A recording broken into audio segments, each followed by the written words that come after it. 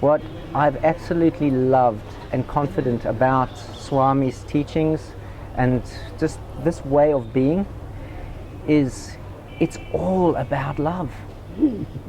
It's all so simple. It's all about love. It's all about virtuous living. It's all about the truth. It's all about righteousness. It's all about non-violence. You can't go wrong. I don't know what there is to not understand. At the end of the day, this is the most clear-cut, simple formula I have ever come across. It happened at 3 o'clock in the morning. I got myself into such a state that I tried calling what's called Lifeline in Australia. Yes, we know because what that is. I was really concerned about where to from here. And I got put on hold for 15 minutes. Okay. Don't commit suicide for 15 Correct. minutes. I'll get back to you. I had elevator music, and eventually I hung up. And being 3 o'clock in the morning, I didn't want to wake anybody else. And I literally got onto my hands and knees, and Baba was the first thought that came to my mind. Sai Baba. Sai Baba.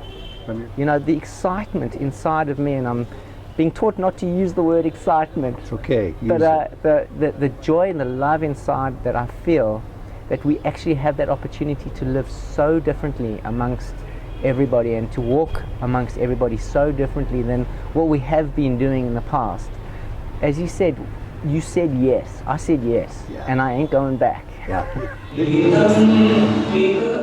Richard Lubner has never seen Sai Baba alive, nor was he ever a follower of Sri Sathya Sai Baba during Baba's lifetime. From sheer desperation to bliss, Lubner only began to follow Sri Sathya Sai Baba just 6 months prior to this interview. What follows an astounding account of one man's journey from his mind to his heart. Welcome to Souljourns. This interview was recorded in Puttaparthi, India on December 14th, 2012. Souljourns says hello to Ritchie Lubner. Often we'll talk with Sai Baba devotees who have been around his form or his love or his mission for years, if not decades. In Ritchie's case, it's a matter of days, maybe 6 months only. You've been attracted to whatever his essence is. What is it? You tell us what attracted you and why to Sai Baba. Well, Sai Baba, my first experience was actually at the age of 7. So many years ago. Many years ago, through my sister who had been attending a satsang in South Africa. I'm originally South African, and I was actually taken up by all the comics that came with it. There was comics of Krishna and Shiva, and I was enthralled with it. But as time went on, I didn't think much of it, and I guess 38 years later, I awoke to Baba, and it happened after about 4 or 5 years of very, very tough times. I made them tough because, relatively speaking, coming from a pretty nice environment, healthy, Professional tennis player, man of the world, in the glory days, man of the world, been in business, had successes, had losses. You know, I went through my fair share of ups and downs, good relationships, bad relationships, divorces, deaths in the family, a whole range of, as we call them, roller coasters.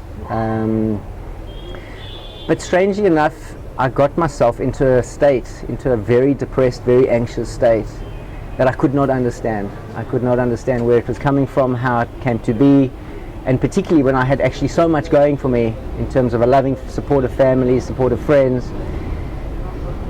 And after about 3 or 4 years of a lot of trial and tribulation, and as I say, a lot of anxiety, even panic attacks, I went to see psychotherapists, and they were helpful to a point. And strangely enough, whilst all this was happening, I'd spent 20 years training in Tai Chi and understanding the philosophy of Taoism and Confucianism and Buddhism, and it all resonated incredibly well with me, but in my head. And I could had all of this spiritual foundation, yeah, and nonetheless the depression overrode all of it, Ted, to the point where there was sometimes I was giving lessons, Tai Chi lessons, to a classroom of students where the night before I hadn't slept. I'd been in full panic attack mode, and I was in panic attack mode whilst giving a lesson, trying to work out what is this all about. And I sense this led to a cataclysmic moment, perhaps, where you have what we used to call a come to Jesus moment of what is going on, universe, with me. Did that happen? 100%. It happened at 3 o'clock in the morning. I got myself into such a state that I tried calling what's called Lifeline in Australia. Yes, we know because what that I was really concerned about where to from here, and I got put on hold for 15 minutes. Okay, don't commit suicide for 15 minutes. And I'll get back to you. I had elevator music, and eventually I hung up.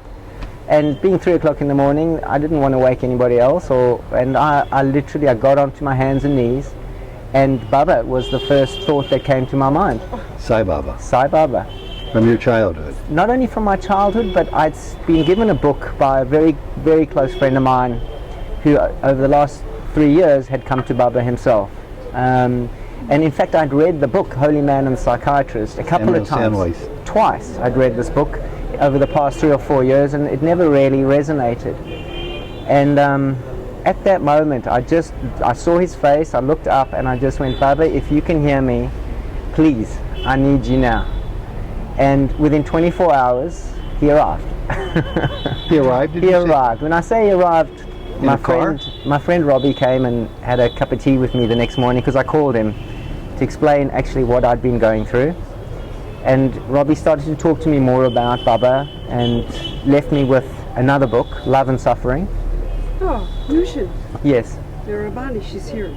She's here. Oh, really? She collects the coupons in the men's Western canteen. You kidding? You'll see her tonight at dinner.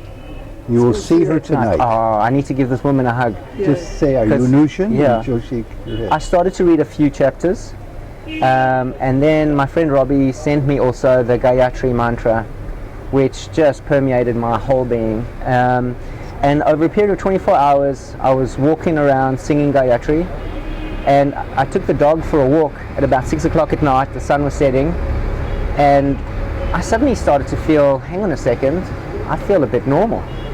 I just feel normal.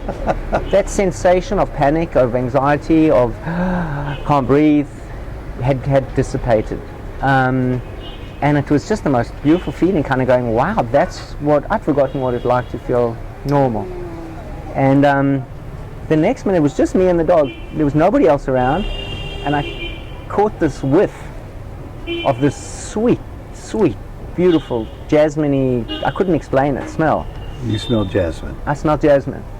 And I looked around, first thought was, oh, it's flowers, it must be springtime, or no, it wasn't, because it was just early August. I thought, okay, I'm wearing a jumper that has got perfume on it from somebody else. No. I looked for a woman that might have walked past me. Your mind goes into immediate doubt. And then it dawned on me from a conversation from a couple of years back where Robbie had mentioned the smell. And I went, oh my goodness, is that you, Baba? And I said, if that's you, I want to smell it again, and I'm going to walk a few paces ahead. And I walked a few paces ahead, and boom, the smell came again. Oh my God. And I went, oh my God, is what I said as well. And as I said, oh my God, the sensation came up over my body. I felt up the back of my spine this incredible bliss.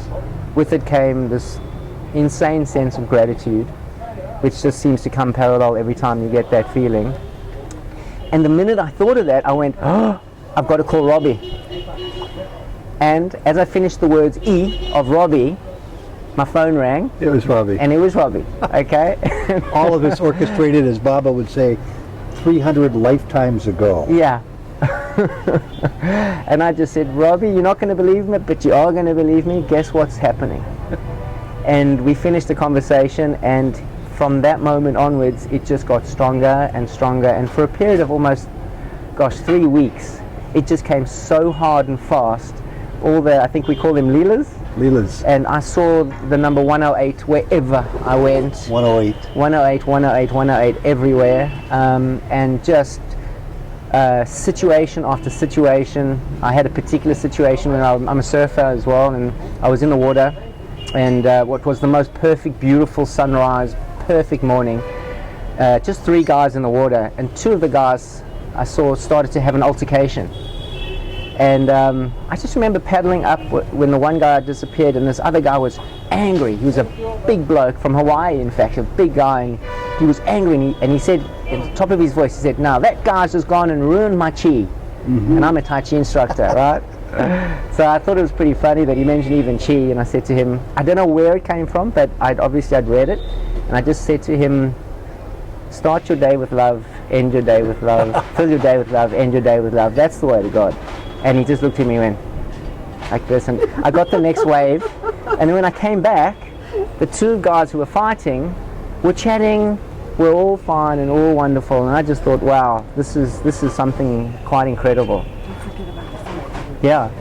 So, it's just been a continuous development along those lines, and very fortunate to have close friends to kind of guide me and talk me through it, because obviously I've never seen Baba in the form as such, and to have such a profound experience without even seeing him, it's been just quite extraordinary. And He's actually left his body. You need to say that to him. Well, I should fill people in. It sounds like we're overlooking Times Square with all the traffic noises. We're immediately across the little main street of Prasanthi Nilayam, right across from the main entrance to Sai Baba's ashram and his Mahasamadhi, where his body resides. We're high atop what used to be known for Sai Baba buffs around the world will recognize the old German bakery, which is now called Swami's Bakery. Kitchen, yeah. Swami's Kitchen, having this delightful discussion. And it's just hard for me to believe that you've had so much happen to you in such a relatively short period of time. What's next for Ritchie spiritually? Well, fortunately, these days it's such a pleasure to not have to be able to answer that, because I just ask Swami, what would you like me to do next? You sort of know it's going to be perfect, whatever it is. Absolutely, the liberation. The liberation is in exactly that. Is just being able to go, what do you want me to do next? I realize how much trouble I got myself into, thinking that I knew or had to know, or there was in my mind what needed to be done. Ritchie, I knew that there was something more. Do you ever stop and realize, and my prediction is that you will if you haven't already, that all the trouble you just referred to that you've gotten yourself in was probably resolutely necessary for you to be where you are today? Absolutely. We think of it in relative terms of this awful, damaging trouble, and you look back and you say, thank God I would have gotten here without that motivation. Ted, when I've experienced the bhakti tears, the tears of joy, which, as I said, comes with a gratitude, it's so complete, the gratitude, because of all the trauma and the heavy times, and I can see how it would never, ever, ever have been possible without it. And the absolute grace in being given it, but then to see it, and it's the necessary 2 sides of the same coin, has just been quite extraordinary. Right before we sort of went on the air and you started to share with us the story, you told us about a woman who made a prediction, and I'd like you to repeat that to us right now. Sure. Well, it wasn't just about a month ago. About a month ago, yeah. A friend of mine, who we've had over the years, many spiritual discussions and interactions, and as I'd like to say, mainly from the head. What's happened to me is it's come from now, connected at the heart. And it's been sorry to digress, but it's been an incredible journey, because I've had 20 years of intellectual understanding of the spiritual space.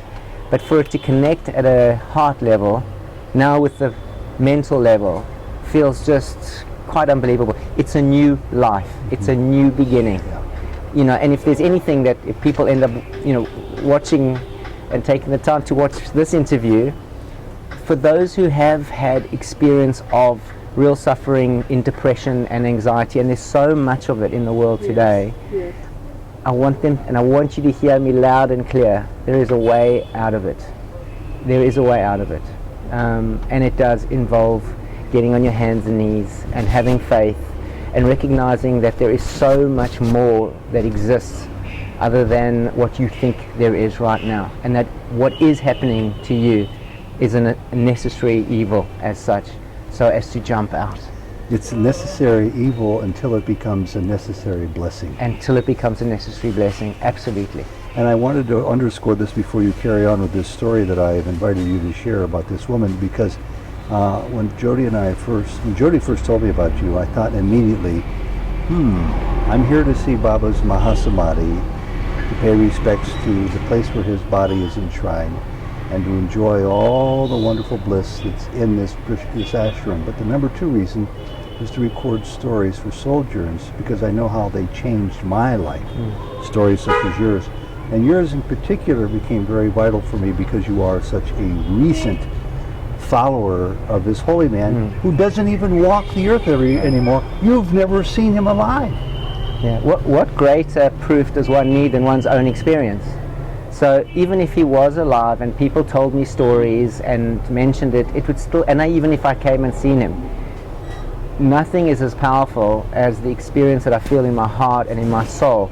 And if I tell you, I don't catch myself every single day going, it wasn't just 6 months ago that I was living in hell in my mind, and the joy and bliss I feel of this new world today is something quite extraordinary.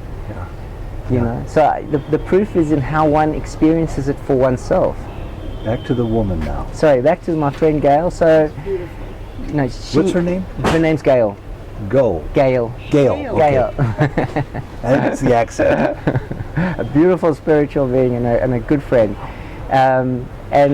She went through a similar thing as I, and we're on a phone call, as we often did have in terms of supporting each other and having this is a month spiritual ago. discussions. Yeah, just over a month ago.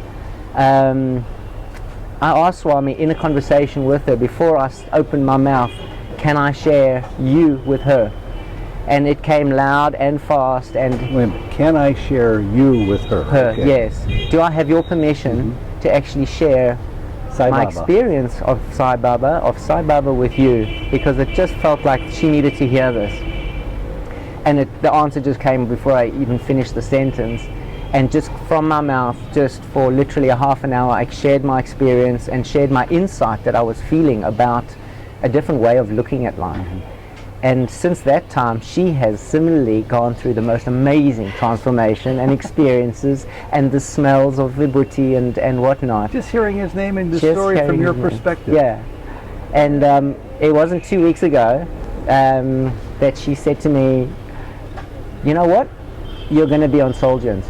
And I said, and I laughed at her and I said, yeah. How did she even no know idea. about Souljourns? She didn't even know at that point that I was even coming to India. She didn't even know that you guys were going to be here. She just said to me, But how did she know about Souljourns? I introduced her to Souljourns. The videos. The videos. So she had already seen some Souljourns I and she started saw to, you being on it. Yes.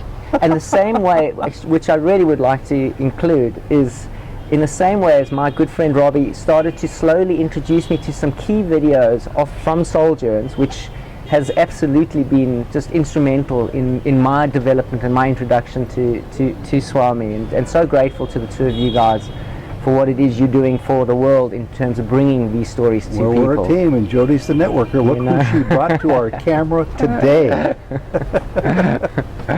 And People ask me who does all the work, and I say I do all the heavy lifting and photography. Jody brings all the brilliant people stories. But I got to tell you, it's so important for all of us out there. We, to have access to that kind of information and insight to other beautiful people and their stories, because your hearts connect with the stories.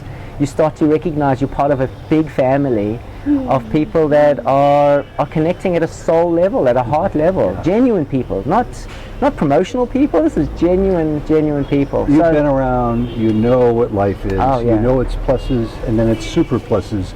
And after a while you realize that they're as empty as the hand that Baba would pick up and show us his palm and say, what is there? And you would say, nothing, Baba, there's nothing there. Yeah. And he would say, that is correct. And in that nothing is everything. Yes. And my Tai Chi master 20 years ago, my first lesson, he said to me, in everything is nothing, and in the nothing is everything. I'm going to teach you how to jump out of yourself. And I didn't know what that meant. You've just done it. And we've done it. We're getting there. So Gail's going to be quite happy when she learns. I think Gail's going to be floored when she finds out that this interview took place. If I can figure out a way to use the slow internet connections here and upload this while we're still here. I'll put it up in the next several days to Souljourns. But I got to tell you another really interesting thing that happened to me, and I think it's also quite prevalent. Is it was about 10 days ago. I'd received an email from somebody who wanted to negate Baba. There was the first time I'd seen a negative article. Mm-hmm. I'd heard about it and didn't pay much attention to it. But I'd received the email and I read it, and even though I have felt complete experience and complete faith, it still plays on you. And the next morning I was walking along the beach, and I just so happened to have damaged my phone the day before. So I had gotten a brand new iPhone with some applications on them, and I had it in my pocket, and I hadn't yet reprogrammed or done anything, and I hadn't opened up any programs. And I was walking along the beach in contemplation, and suddenly I heard a noise in my pocket, and I reached down inside and I pulled out my phone, and playing on my phone was the Gayatri mantra as sung by Baba on YouTube. Okay. You hadn't even programmed any applications? I had nothing. I hadn't done anything. It was a brand new phone. Now somebody would say you're just pulling our leg. You're just having fun with this. 100%, I promise you. That's exactly what happened. And the Gayatri for me in particular, well, not for me, it's for everybody, but has been very, very, very powerful. As I mentioned, it was something I was chanting all the time. I chant all day. It's the universe's most popular. Oh, it just resonates through my entire being when I say and the it. recording, I know exactly which one. Jody and I have copies of it. Yeah. Of him singing that. With the phonetic sound, the Yes. wording, and whatever. Yeah. Yes. This is just a remarkable opportunity for us. Yeah. Ahead, Sorry, keep I going. just brought another story. When this was the week that things had started to happen for me, the day after the smells, I was sleeping, and in the middle of the night I had a dream or a sensation that someone was in the room, and I had a sensation that it was Baba, but I didn't actually see him. And the dog was lying on the bed, who never makes a sound. He sleeps soundly through the whole night. He got up and started barking. What's the dog's name? Lucky. Lucky. Lucky's sat up and he barked, and then he sat straight back down and he went back to sleep. That was it, one bark.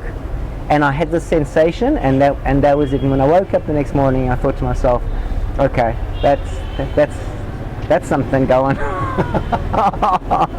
So why you, after all the travail and success, why you? Why have you had this moment in history in the universe happen to you with this cataclysmic change in direction of your life? Ted, from what I understand, I think, on this tree of life there are fruits growing, and every fruit I think is ripening at that different time. So that cataclysmic change as such, I think, is everybody's cataclysmic change at some shape or form, and at some time. I actually don't even know how to answer that. It's just happening, and I'm almost not questioning it. The only thing I question is, what would you like me to do now? Well, that's a great answer. And all by I want to serve. Yeah. I really, from the depths of my being, I've known it all my life. Well, we I just want just came from a relatively brand new home for older people, and I observed as I was filming and interviewing people, and I was observing your reaction to it, your heartfelt way you were touched by this idea that sprung from a woman's mind, and she handed the envelope to Baba, and the rest is history.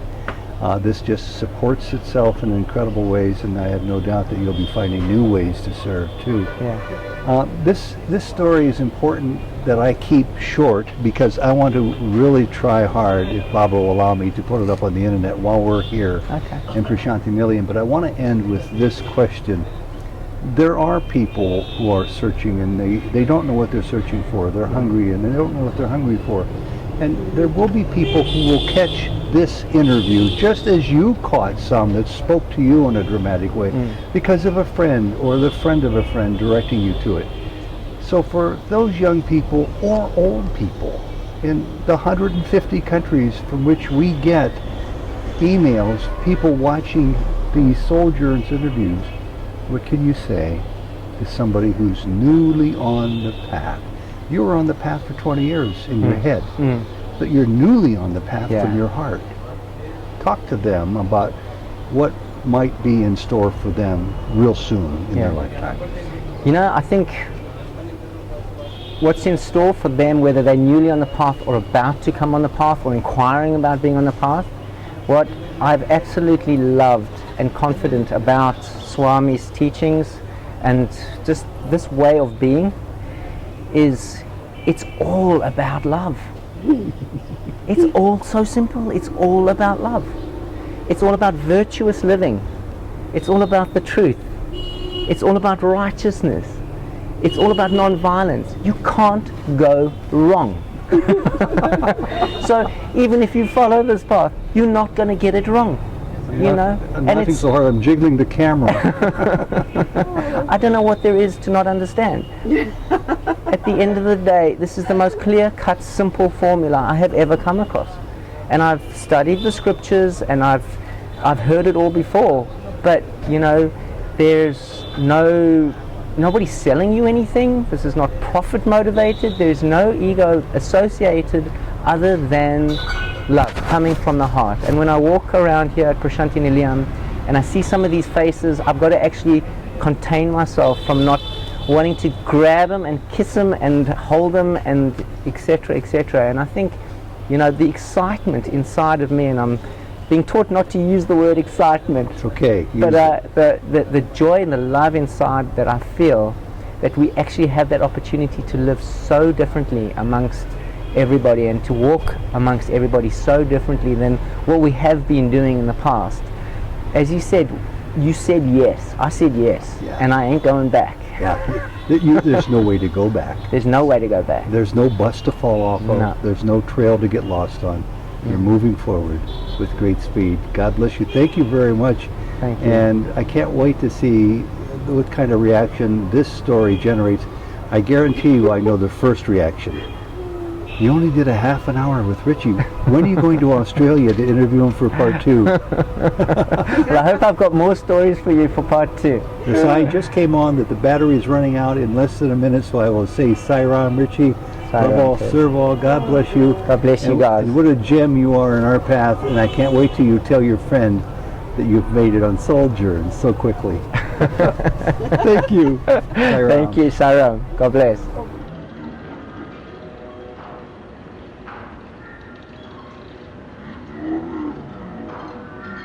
Shift some people, you know. I know it's true. I'm flawed. He's